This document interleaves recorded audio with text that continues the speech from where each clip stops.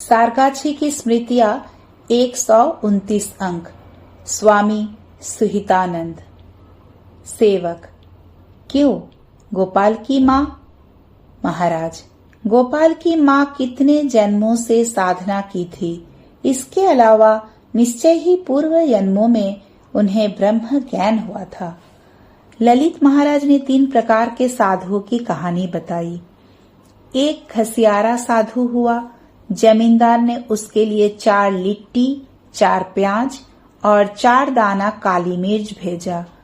वह पहले भी कमाकर वही खाता था। राजा का पुत्र भी साधु हुआ। उसके लिए राजभोग का प्रावधान हुआ। घसियारे के नाराज होने पर जमींदार बोला, तुम्हारे बैराग्य और इसके बैराग्य में कितना अंतर है। तुम्हारे पास खुरपी है, जाओ घास काटो और खाओ। इसका कितना अधिक त्याग है। 2। एक वेश्या अपने पुरुष प्रेमी के साथ डगमगाती हुई जा रही थी। एक बाउल साधु रास्ते में जा रहा था। तभी इसके शरीर में धक्का लग गया। उस पुरुष ने उस बाउल साधु को मार पीट कर बेहोश कर दिया। इधर उस वेश्या को लेकर सीढ़ी पर चढ़ते समय वह पुरुष प्रेमी असावधानीवश अचानक चक्कर आने से नीचे गिरकर बेहोश हो गया। उस वेश्या ने आकर उस बाउल साधु को इस बात की सूचना दी। साधु ने कहा, तुम्हारा शरीर मेरे द्वारा स्पर्श करने के कारण तुम्हारे मालिक ने मुझे मारा है और मेरे शरीर का स्पर्श करने के कारण मेरे मालिक ने उसको मारा है। तो यह तो मालिक लोगों का आपस का काम है, मैं क्या जानूं। 3। एक साधु 1.5 दिन से मार्ग में बिना खाए पिए चल रहा था। पास के एक खेत में खीरा देखकर एक खीरा तोड़ते ही किसान ने उसे खूब मारा। साधु ने सोचा, सचमुच इसमें मेरा ही दोष है। 10 वर्ष बाद वह साधु ध्यान में बैठा था। तभी अचानक उसके मन में क्रोध आया। वह सोच रहा था कि केवल एक खीरे के लिए मुझे मारा था, मिलने पर उसकी हत्या करके फेंक देता। महाराज, यह सब कहानी ठीक तरह से नहीं कही गई है, व्यावहारिक नहीं है। एक व्यक्ति केवल ज्ञान विचार कर रहा है, इससे पांडित्य प्रदर्शन और शुष्क तर्क विचार आ जाता है। सहन बुद्धि नहीं रहती। भक्ति को सामने रखकर नहीं चलने पर ज्ञान, योग, कर्म कोई भी सफल नहीं होता। प्रेमशानंद महाराज द्वारा लिखित आत्मविकास पुस्तक के नवीन अलंकरण का इतिहास उनके द्वारा लिखे दिनांक 12/4/1965 के निम्नलिखित पत्र में मिलता है। श्री रामकृष्ण, प्रिय विष्णु, वाराणसी। श्रीमान अवजजानंद ने बड़े प्रयत्न पूर्वक आत्मविकास के दोनों खंड प्रकाशित किए हैं। नया मुद्रण मेरे विचार से अति उत्तम है। उसमें अनेक नए आवश्यक अंश जोड़े गए हैं। तुम अपनी आवश्यकतानुसार डाक द्वारा अथवा किसी के हाथ से वांछित संख्या में इसकी प्रतियां ले सकते हो। प्रथम खंड का मूल्य 40 पैसे और द्वितीय खंड का मूल्य 50 पैसे है। मैंने तुमसे तो कहा ही है कि इसे सर्वप्रथम शिक्षकों को अच्छी तरह समझना चाहिए और छात्रों की परीक्षा की पाठ्य वस्तु नहीं बनाकर इसे शिक्षा की विषय वस्तु बनाना होगा। आशा है तुम मेरे इस अनुरोध का पालन करोगे। पुस्तक की 2 प्रतियां बुक पोस्ट से भेज रहा हूँ। अपना कुशल समाचार देना। मैं तुम्हें अपनी स्नेहिल शुभकामना दे रहा हूँ। इति शुभाकांक्षी प्रेमेशानंद। 21/4/1965 श्री श्री माँ की जीवनी के बारे में बात हो रही है। महाराज, अक्षय चैतन्य की पुस्तक प्रथम श्रेणी की है। उसकी पुस्तक में केवल माँ का ही प्रचार है, अपना कोई प्रचार नहीं है। भाषा कैसी प्रांजल है, वह तो भक्त है ना। कंठेश्वर कैसा मधुर है। सिलहट में एक जगह उत्सव था, मैं गया था। उसने एक गाना गाया, ब्राह्मण समाज के उत्सव का गाना। तुम लोग बीच बीच में इस पुस्तक को पढ़ो। अभी वह गाना याद नहीं आ रहा है। अद्भुत ढंग से गाया था। मैंने कहा, क्यों रे, यह आदमी तो रसिक है, तुमने तो उसे देखा है। तुमने ही तो बताया था कि मेरा दरवाजा बंद देखकर जाते समय चौखट पर मस्तक से स्पर्श करके प्रणाम करके जाता था। प्रातः का लगभग 7:15 बजे महाराज का दर्शन करने एक सन्यासी आए। सभी लोग उन्हें प्रियकाठी महाराज कहकर पुकारते थे। एक व्यक्ति उन्हें सहारा देकर ले आए हैं। आंखों से दिखाई नहीं पड़ता, शरीर थर थर कांपता है। आयु 67 वर्ष थी।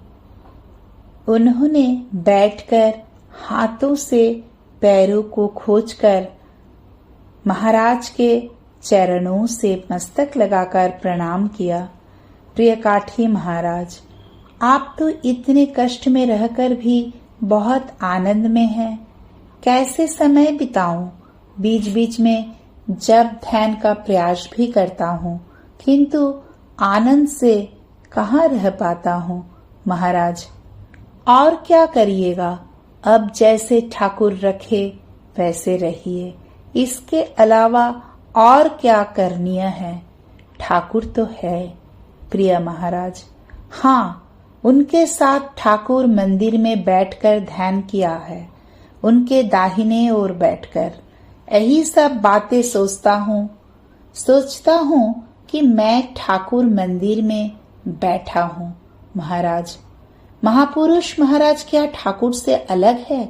उनका चिंतन करने से ही ठाकुर का चिंतन होने लगेगा। प्रिय महाराज, एक दिन आकर ढाका के दंगे की बात कहने लगा। सुनकर वे बोले, मेरा सिर ठनक रहा है। मन ही मन मैंने सोचा, इसीलिए तो एक दिन साधु के पास गया। जाकर उनका सिर दर्द बराकर आ गया। प्रिय महाराज के चले जाने पर महाराज बोले, अच्छे साधु है, मुख देखा ना। 22 अप्रैल 1965। सुबह भ्रमण करके आने पर महाराज ने मूरी का चूरन और छेना खाया। खाने के बाद टेक लगाकर बैठे हैं।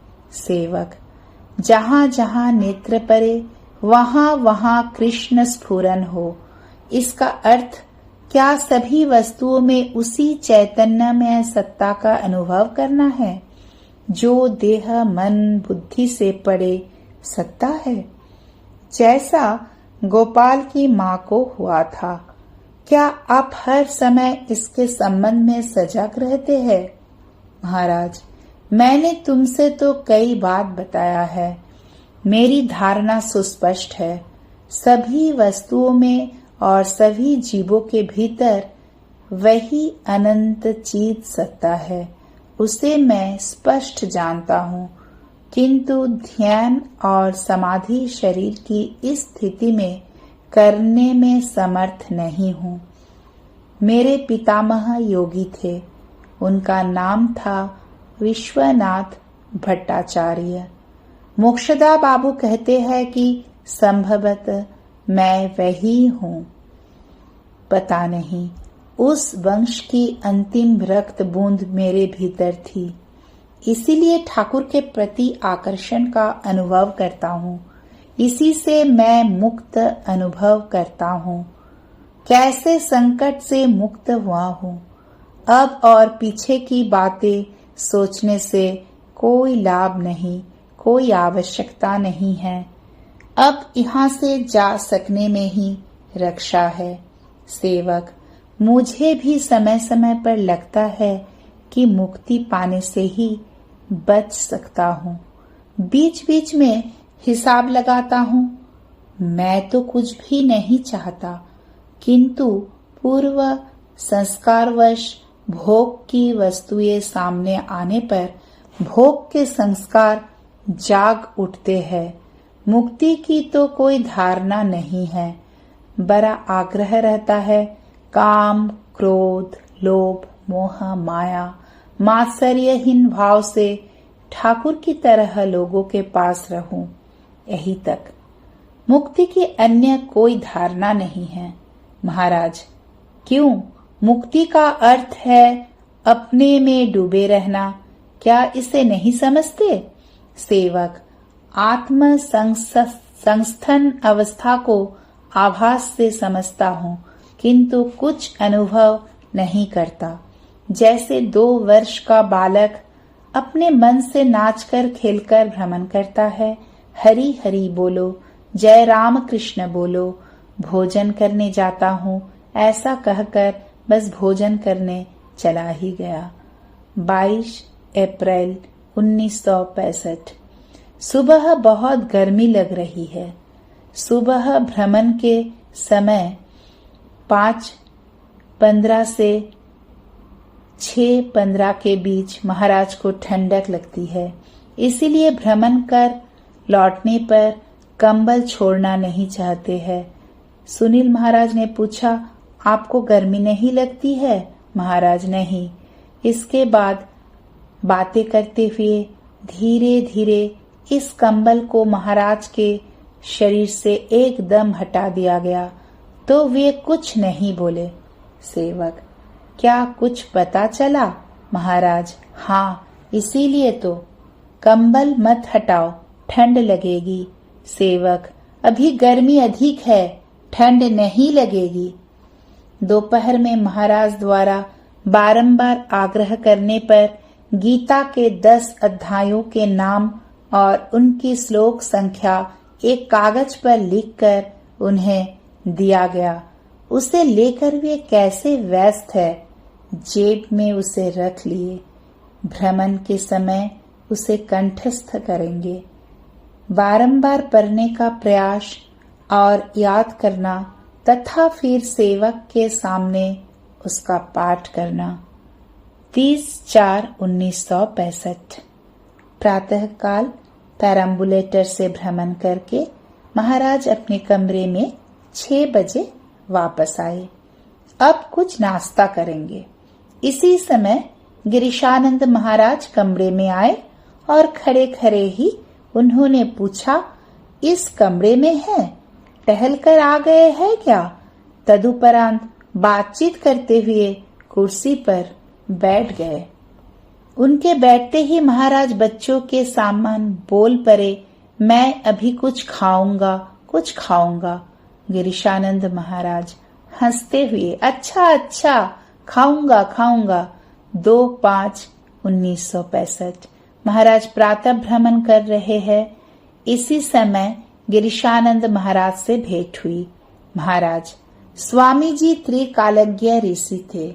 उनके संतुलित योग चतुष्टय को नहीं मानने पर मनुष्य का जीवन प्रस्फुटित नहीं हो सकता। किसी तरह का एकांगी विकास हो जाता है, उल्टा पुल्टा बकता जाता है। सेवक, प्रत्येक मनुष्य के देखते ही क्या आपको उसके भीतर के उसी चैतन्य की धारणा मन में होती है? महाराज, देखने भर से ही सर्वदा मन में वह धारणा नहीं रहती, किंतु जीवन भर इसी विषय का चिंतन करने का प्रयास किया है। इसीलिए प्रत्येक जीवन के अन्नमय, प्राणमय, मनोमय, विज्ञानमय इन 4 आवरणों में लिपटे हुए चैतन्य को स्पष्टतया समझ सकता हूँ। केवल मनुष्य ही क्यों, पेड़ पौधों में भी ऐसे ही धारणा होती है। हमारे सामने पपीते का यह पेड़ देखो ना, कितना ऊंचा है। प्रकाश पाने के लिए इसका कैसा प्रयास है। इसके पीछे तो वही चेतना प्रकाशित हो रही है क्रमशः। जय श्री राम कृष्ण।